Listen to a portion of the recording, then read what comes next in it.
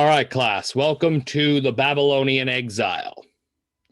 So, last class we talked about the general fall of Jerusalem.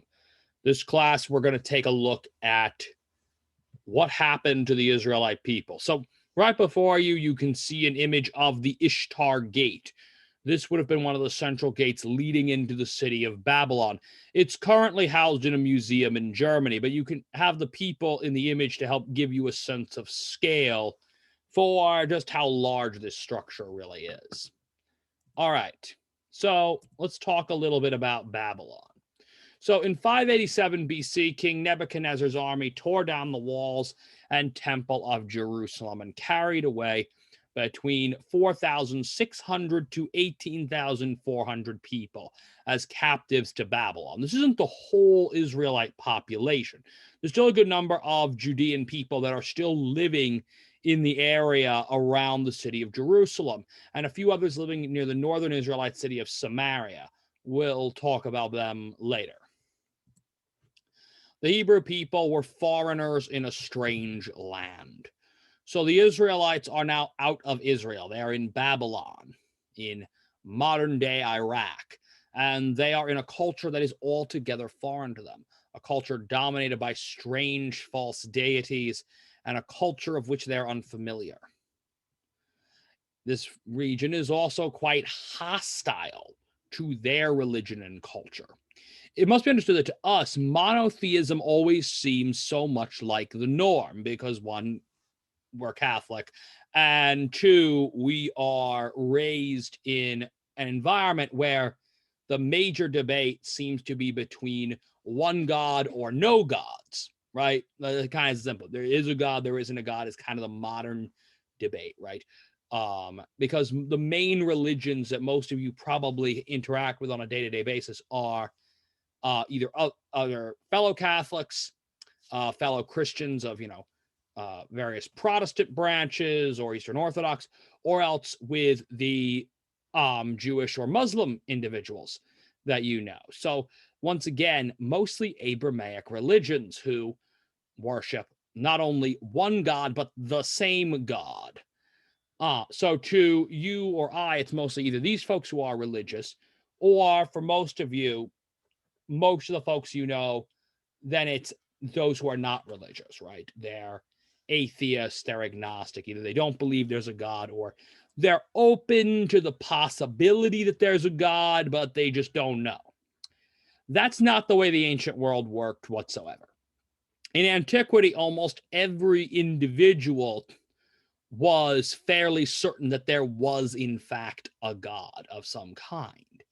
The main debate in the ancient world concerned how we look at deities, right? Is there one God that controls all the forces of nature and all the grand events and emotions that impact our reality? Or is each one of those forces that impact our reality a different god or goddess in and of themselves? That's the central debate in ancient times. And the Israelite people, the ancient Jewish people, were very much in the minority opinion on that. There is one God that controls everything. That was the minority opinion, pretty much held by only them. All of their other neighbors, including their new Babylonian counterparts, worshipped a multitude of deities. Add to this problem is the issue of images. Most of these cultures not only worship multiple deities, but routinely made idols of them, statues in which these deities were believed to reside, as well as just other general images and pictures. And the Hebrew Israelite fascination with and devotion to a deity that they were not allowed to sculpt images of, nor did they really even have a description of what God's physical form looked like, struck most of their neighbors as perpetually odd. So it's important to understand that to us, while this seems very normal to us, to foreign people, pagan people in this time, this would have all seemed very strange. And that strangeness often came out into hostility. So who were the Babylonians? normally I would assume that most of you by this point, your history classes would have discussed Babylon, but just in case, because I know there's a bit of a dispute in New York State over whether you learn history at ancient world history in sixth grade or whether you start US and do 3 years of US. So in case your teacher's doing it that second way, let's give you a quick update on Babylon. So one, Babylonian history can be divided into two distinct periods, usually referred to as Babylon's city-state period and the Neo-Babylonian Empire. So our first is Babylon, the original Babylonian period, and Neo-Babylonian. So Babylonian history covers the Babylonian existence as a Mesopotamian city-state prior to the conquest by Assyria circa 1000 BC. So it's in this early period that we get a lot of the stuff you probably hear about in history class, right? This is when we get things like Hammurabi's Code, one of the earliest forms of written law, things like that. This is that period when Babylon is a city-state, a city and just the surrounding countryside. And that countryside, that exists as a political entity up until 1000 BC, when they are conquered and are made part of the Neo-Assyrian Empire. The Neo-Babylonian history covers the imperial period that Babylon enjoyed between the overthrow of Assyria and their own subsequent conquest by the Achaemenid Persian Empire. So we're not talking about a terribly long period of history, but a very dynamic one. So it's important to understand, when we talk about Babylon, Babylon is one of those cities, one of those societies that has existed for an extended period of time in history. And so, this isn't, while Hammurabi is of Babylon, he is as distant from Nebuchadnezzar as, let's see, Hammurabi was alive circa 1500, so by 500,000 year difference. He's about as separate from he's about as far away in history as from Nebuchadnezzar as George Washington was from Charlemagne, to give you a sense of scale. All right. So what about the Babylonian period? What do we got to talk about? So Babylonian religion was polytheistic. The Babylonians worshipped a multitude of false gods and goddesses. So that was important to understand. The Babylonian creation story was violent and chaotic. So this is very different from the way the Israelites would come to conceptualize creation. The Babylonian creation story, detailed in the Enuma Elish, details a rather epic kind of a creation story. Definitely would make a fantastic action movie. And it basically details their belief that the Babylonians believed in a cosmos in which two large serpent and dragon type creatures, one representing the salt water, one representing the fresh water, Apsu and Tiamat, made it and produced the various gods and other large beings from that union. Then Apsu wanted to kill the deities. The gods rebelled, killed Apsu. Tiamat then rebels against the gods and creates a whole legion of monsters and demons. The gods fight with Tiamat and her offspring and produce this massive swirling cosmic war. Tiamat and Apsu are dead by the end of it, and their corpses are ripped apart and used to make the cosmos. It's all very violent and chaotic. And that's an important notion. Now, the thing is, to the Babylonians, their deities required appeasement from sacrifices of human worshippers. It's important to understand here, the notion of a giving God is not something that we see in Babylonian culture. To the Babylonians, their deities tolerated humanity's existence because they actually required nourishment from human sacrifice, from the sacrifices humans made. So it's very different than the notion that the Jewish Israelite people and that we today as Christians have of a loving and giving God that doesn't require us to do anything for God, that God gives salvation to us purely out of his own goodness. Now, the Babylonians worshiped their gods in ziggurat temples, massive step pyramids with a temple complex at the top. This has to do with the fact that the Babylonians had previously believed they believed their gods to dwell in the sky. And so they considered mountains to be holy places, but growing food, which is what you need to do to survive, was easier to accomplish in river valleys. So their solution was to live in the river valley and build large ziggurats as sort of artificial mountains on which to put their shrines and temples. All right. This is an artist's rendering of Babylon as it would have likely looked during the time of the captivity. It is an absolute sprawling metropolis. And if you look at the Ishtar Gate, it is a massive structure. So imagine being the conquered Israelite army or Israelite people being led through this gate. It would have been absolutely awe-inspiring and terrifying. So this is the actual territory of the Neo-Babylonian Empire outlined in red, which expanded from Judah and Arabia in the west all the way out towards what's now considered the Persian Gulf, out towards the cities of Uruk and Susa. So this covers a wide area of what's called the Fertile Crescent, the lands that really help to birth civilization. Now, the thing is, this period was probably one of the darkest for the faith of the Jewish people.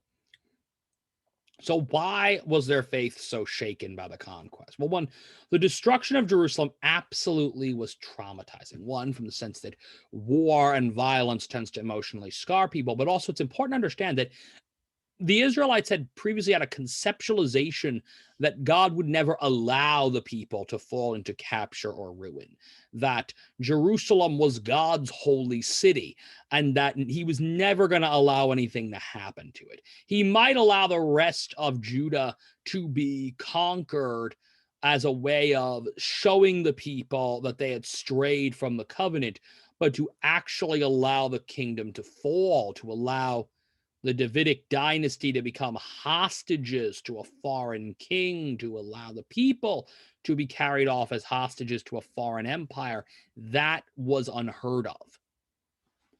And many began to question the power and authority of God, right? There became some assumptions. One of the big ones was that how could the people devoted to these false gods be able to commit this act against the city that was devoted to the true God? That didn't seem to make sense to them. And so then it became, well, maybe God isn't as powerful as we're thinking he is, became the conceptualization at that point. Others questioned God's justice. Right? Why allow this to happen? You gave your word that we were your people. You gave your word to David that his dynasty would rule forever. And then we get conquered. Furthermore, for many of the ordinary Israelites, this was quite a traumatic experience. So why would God do this?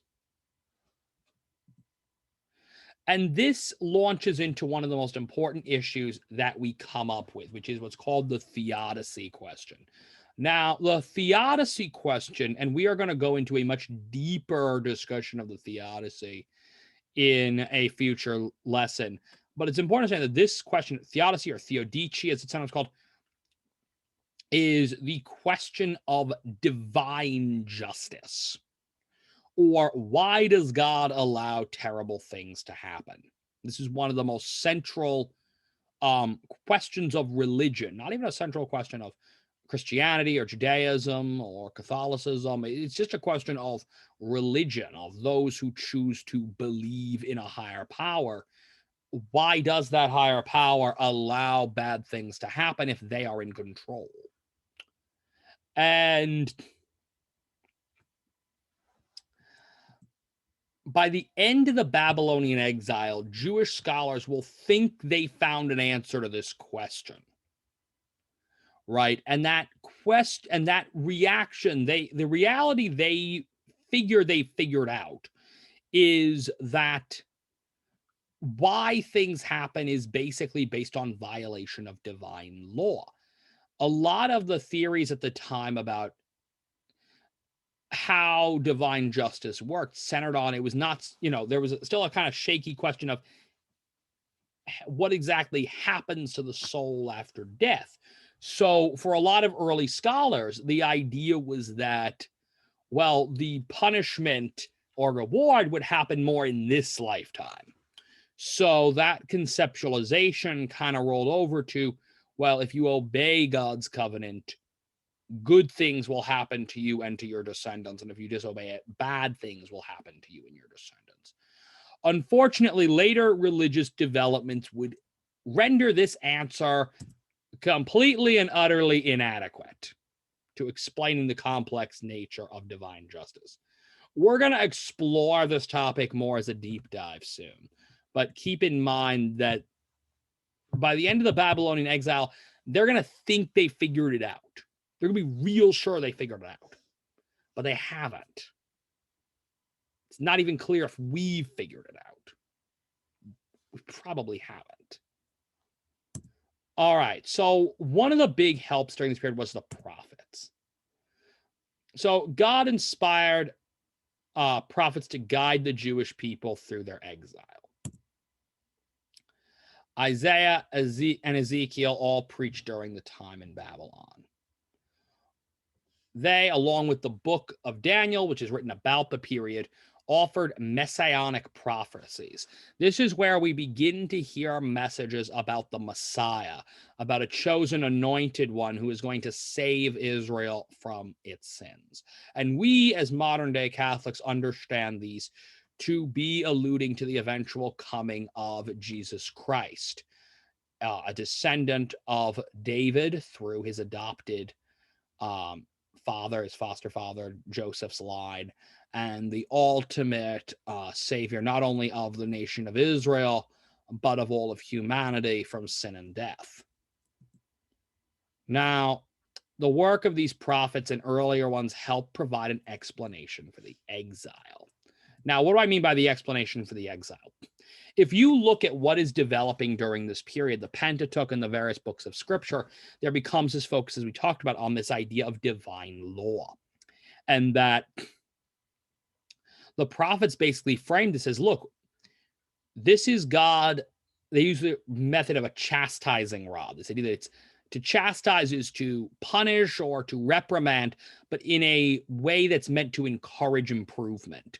So the idea is, look, this happened because you disobeyed the law. This happened because you strayed away from worshiping God and obeying God's commandments.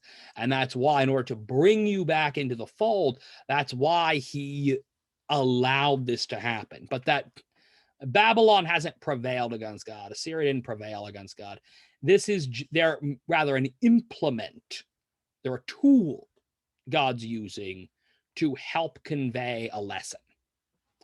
Now, this is where we get the beginning of Judaism and the Pentateuch. So the Hebrew people are first referred to as Jews in this period. Why? It's because they're from Judea or Judah. And so they're Judeans, i.e., people from Judah. And it's at that point, because that was the kingdom they're from. We often think of them as Israelites because they're the children of Israel, but they would have been from the political kingdom known as Judah. And so to the Babylonians describing, well, where do these people come from? They'd say, oh, well, they come from Judah. They're Judean. And eventually that got shortened to Jews. Now, the Jewish priests and scribes first begin to compile the laws and traditions of their people. This is the last of the authorship, which is sometimes called the priestly author. And they are the one that ultimately compiles the Pentateuch, The first 5 books of the Bible become canonized in this period. They're deemed so holy that they don't need any further editing or revisions, and they become the foundation of Scripture, right? We as Catholics and Christians, we call these books the Pentateuch, because meaning 5 books, because there are 5 of them: Genesis, Exodus, Leviticus, Numbers, and Deuteronomy. Our Jewish brothers and sisters call them the Torah, which in Hebrew means law. These are also the 5 books of the Bible that contain religious law. So the names are just pretty much descriptive, if not terribly imaginative. So why was this necessary? Why compile the Pentateuch at this point? Well, the Pentateuch, or Torah, whatever you want to call it, had to do with the struggle to maintain religious purity and cultural identity while in Babylon. Remember, the Jewish people are at this point a stranger in a strange land.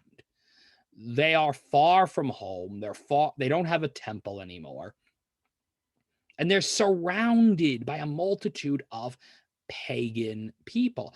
And one of the problems with being surrounded by polytheists at this period is polytheist notions of divine devotion and the monotheist notion of the same thing are very different, right? See, if you believe in multiple gods, praying to an additional god is no big deal, right? Because there's no notion of exclusivity, right? So if you worship Marduk or Ishtar and then you want to add another god on, it's not seen as a big deal, because it in no way jeopardizes your relationship in their mind, with the other deities. For a monotheist, from a monotheistic perspective, a world where there is one God, you're either worshiping the true God or you're worshiping a falsehood, a lie. And that creates a problem. So you have now a monotheistic people, a people that are supposed to be devoted to one God and one God only, but they're in a society where everyone worships multiple gods and everyone worships each other's multiple gods. So imagine you're a Jewish person living in Babylon, you're working, you're doing what you got to do, and you've got a Babylonian friend from work or something like that happens, right? And they're like, oh, why don't you come to the temple with me? We're having a festival. Well, now what do? Now, he doesn't understand what's such a big deal about this. After all, he goes to other temples all the time. Doesn't seem weird to him. Other polytheists coming from other parts of the empire come to these festivals and worship services all the time. It doesn't seem weird to them. And so it's difficult for you to understand, there's that struggle. Do I just acquiesce? Do I just go along with the flow? Do I join the main culture? Right? Do I assimilate? Do I join the culture I'm coming into? Even if that means jeopardizing my religious values. And that was a constant struggle for the Jewish people. So to help, the purpose of the Pentateuch was to basically give them a religious canon, to say, look, this is what we believe as a people. These are the rules and laws you have to obey if you want to maintain God's favor. And it is in this time that the earliest scriptural books have taken shape. So eventually, we are going to see the liberation of the Jewish people. The Babylonian exile ranges from 587 BC to 539 BC. It's not a terribly long exile. It's a little bit less than 50 years. Now, let's talk about what was the condition of these two empires in 587 when the exile began. Well, we have a weak factional Judah we have a king divided between multiple factions supported by different nobles and prophets, versus a strong Babylonian empire under the leadership of King Nebuchadnezzar. Judah is at a low point. They are a vassal state with heavy taxes, and they're at a low point.